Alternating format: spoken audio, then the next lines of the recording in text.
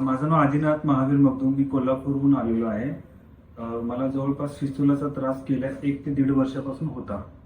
पण ह्याच्या आधी माझे बरेचसे क्षारसूत्र पण झालं होतं आणि त्याच्यानंतर क्षारसूत्र झालं ते पण खूप पेनफुल होतं आणि ते सक्सेस झालेलं नाही आहे. मग त्याच्यानंतर मी इंटरनेटवरती सर्च केलं की सगळ्यात चांगली प्रोसिजर कोणती आहे, तर ती होती की लेझरची.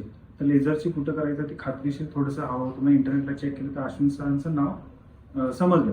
मग त्याच्यानंतर आम्ही त्यांच्याकडे ट्रीटमेंट घेतली. ट्रीटमेंट घेतल्यानंतर खूप चांगली ट्रीटमेंट होती. आता मी एकदम फर्स्ट क्लास बरा आहे.